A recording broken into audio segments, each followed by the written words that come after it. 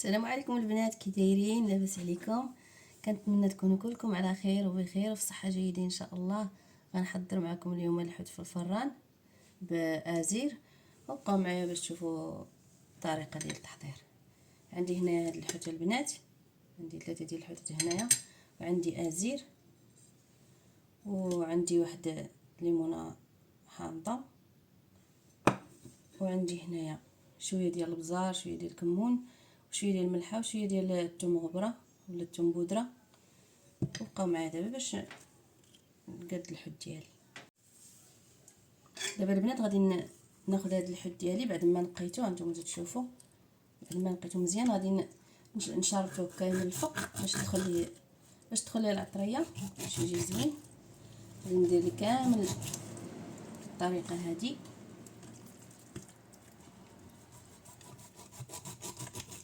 هانتوما ندير ليها الطريقه باش تدخل ليه العطريه من الداخل.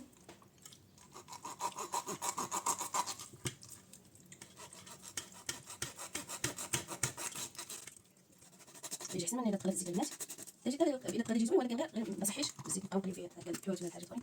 والله ندير في الفران حسن يجي خفيف وصحي.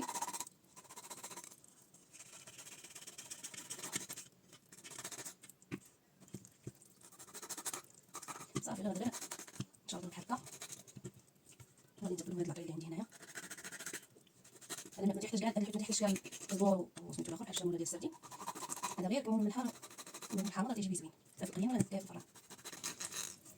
هانتوما دابا بعد ما شربتو كامل على هذا الشكل، غادي ناخذ دابا هاد الزلافه البنات، وغادي نقطع فيها شويه ديال الازير.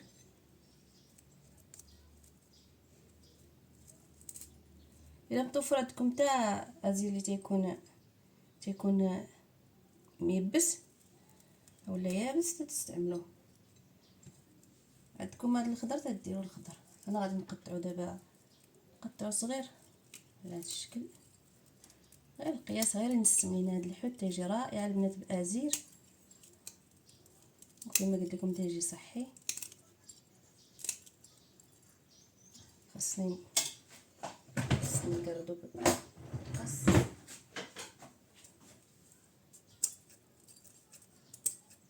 نحيد هاد العواد اللي غلاط صافي غير هكايا. نتوما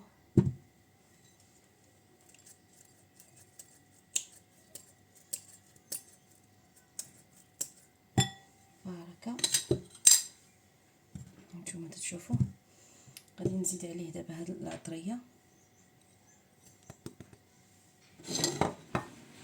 وغادي ندير عصير حامضه،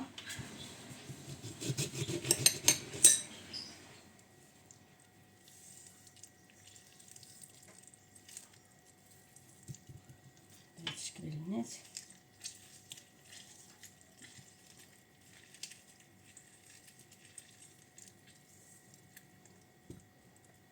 هانتوما لحقاش الحامض هو اللي تيقاد الحوت، تيحيد ليه ديك الزفوريه اللي تتكون فيه، تيجي زوين. صافي هانتوما نخلط هاد المقادير مزيان البنات على هاد الشكل. غنزيد شويه ديال الماء، غير شويه غير باش تذوب لي ديك الملحه، غير شويه غير قياس، حيت جات هذا سميتو خاطره شويه. هانتوما غنزيد دابا شويه ديال الزيت، غنزيد شويه ديال الزيت البنات. صافي غير القياس.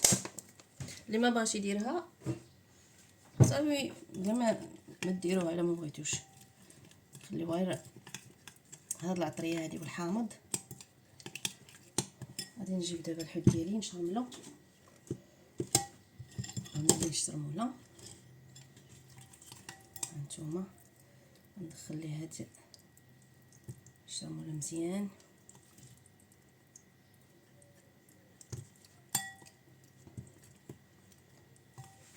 نديرو داك الطروفه تاع ازير لداخل تا هما بهذا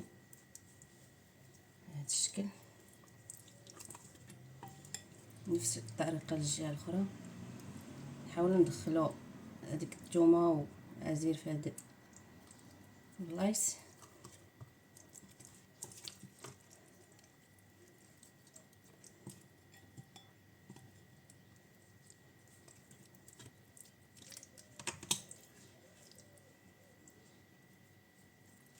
بهذا الشكل البنات.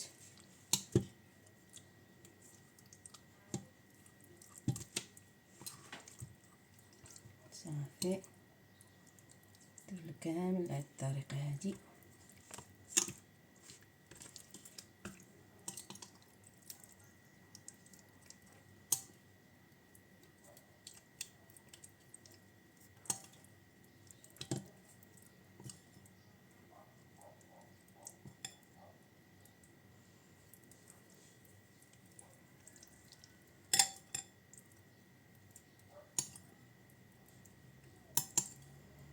ها نتوما البنات، هنا درت اللحيط ديالي الشرموله. غادي نتوما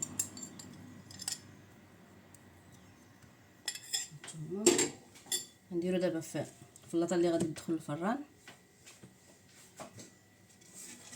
ها هي وجدتها هنايا. درت اللحيط ديالي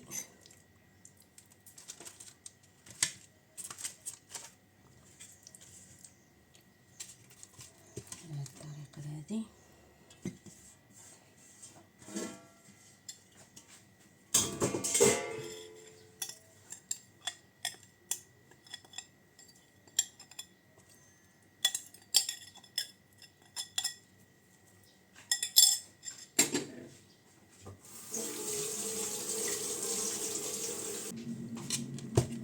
دابا البنات غادي نغطي الحوت ديالي بابي يوسف فريزي والومنيوم، وغادي ندخلو الفران. بقاو معايا.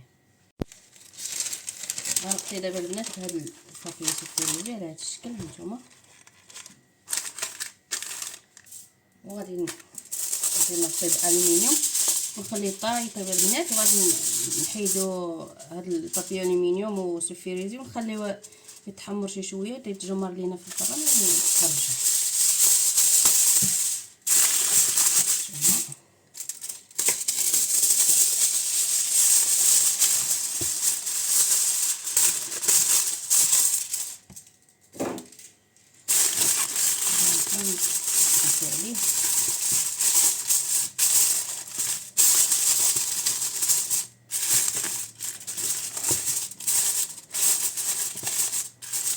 صافي انا غادي ندخل دابا الحوت ديالي للفران نخليه يطيب ونتلاقاو.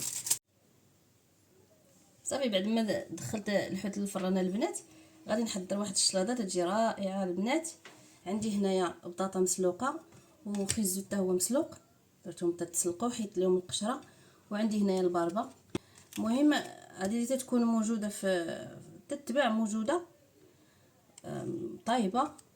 غادي دابا نقطعهم وبقاو معايا. دابا غادي نقطع هاد الخضره ديالي البنات مع الباربه.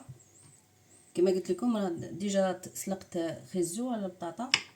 نقطعهم دابا.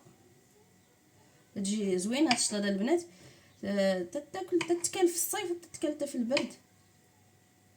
الشلاضه طايبه ماشي ما تجيش، واخا تاكليها سخونه واخا تاكليها بارده ماشي مشكل.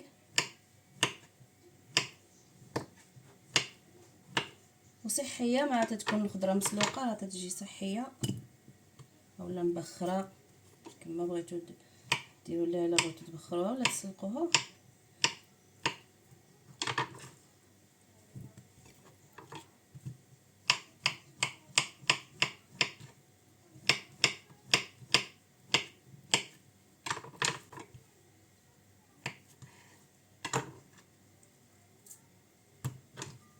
ما تخليوش غير فاش تسلقوها ما تخليوهاش تهرى البنات تطيب تتولي معجنه. باش منين تبغيو تقدموها هكايا ما تجيش كاع معجنه، خليوها باقا شاده في راسها شويه. ما تسلقوهاش بزاف تعجن.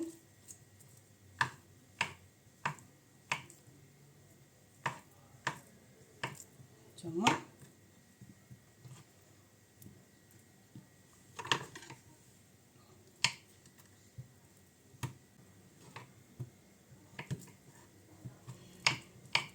تتجي نيت بنينه. هاد الخضره الا بغيتو تسلقوها البنات ما تقطعوهاش، عاد تسلقوها خليوها تسلقوها هكايا صاينه، عاد حيدوا ليها القشره باش يبقى فيها الفوائد ديالها ما يحيدوش، حيت الا قطعناها عاد سلقناها داكشي كامل تيمشي في داك الماء اللي تتسلق فيه. هما ديروا ليها الطريقه ولا تبخروها، الا بخرتوها راه مزيان.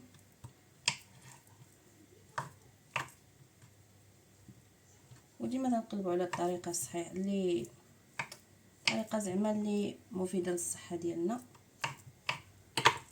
نحاولوا ناكلوا شي حاجه اللي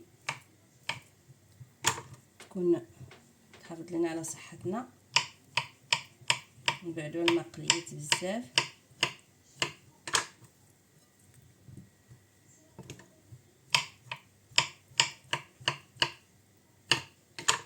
دابا غادي نقرد الباربه حتى هي.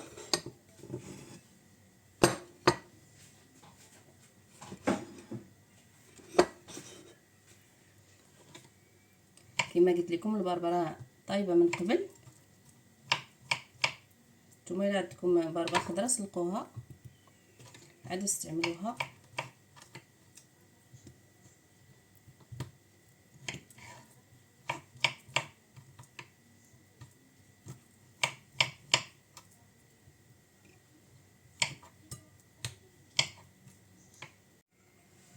وهنا البنات غادي نزيد شويه ديال المعدنوس، غنقرضو غنزيدو على هاد الشلاضه ديالي. هو البنات راه صحي وزوين المعدنوس، راه مزيان للصحه حتى هو، كينقص حتى هو من الوزن. حاولوا نديرو حتى هو شويه، راه تيجي يتواتى مع الباربه، تيجي زوين مع الباربه.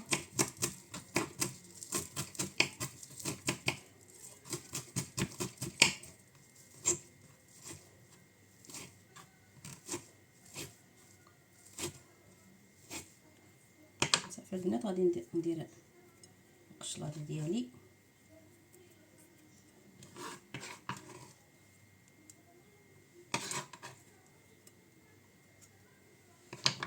دابا البنات غادي نزيد على هاد الشلاضه ديالي، غادي ندير شويه عصير الحامض، ندير شويه ديال البزار، نتوما ندير القيس تاع البزار،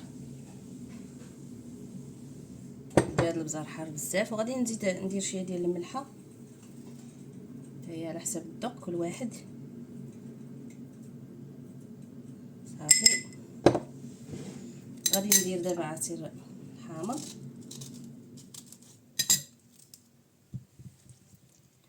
البربره تتواتى مع الحامض البنات، كتبغي الحامض هي. نزيد المجال واحد شويه، صافي غادي نحيد هذا دابا على جنب. وغادي نزيد البنات شويه ديال الزيت البلديه،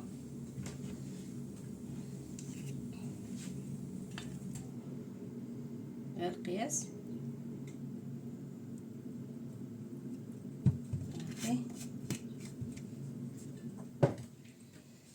صافي غنخلط الشلاضه ديالي مزيان،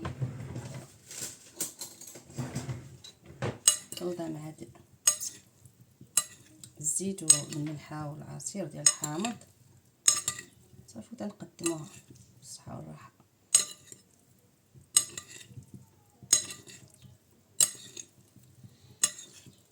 تجي رائعه البنات، غير جربوها راه غادي تعجبكم. صافي هانتوما كتشوفوا هذه هي الشلاضه ديالنا. دابا جايه غير البرد، هاد الشلاضه هي اللي تصلح تكون سخونه شويه، ممكن تكون سخونه ممكن تكون حتى بارد كما قلت لكم. تنتمنى تعجبكم البنات وتجربوها حتى نتوما. صافي البنات بعد ما طاب الحوت ديالي ها هو نتوما تشوفوا كيفاش تيجي، ورافقته مع هاد الشلاضه اللي قطعت معكم دابا. نتمنى يعجبكم هاد الوصفات البنات، وشكرا لكم بزاف على التعليق ديالكم. صافي البنات هذا هو الحوت ديالنا بعد ما طاب، نتوما تشوفوا كي تيجي، راه تيجي رائع البنات وصحي. جربوه راه غادي يعجبكم. وهذه الشلاضه اللي حضرت معكم دابا حتى هي راه رائعه البنات، وتنشكركم بزاف على التعاليق ديالكم. وعلى سند ديالكم القناه ديالي. تنشكركم وتنقول لكم بسلام عليكم، نتلاقاو ان شاء الله في فيديو اخر وصفه اخرى ان شاء الله.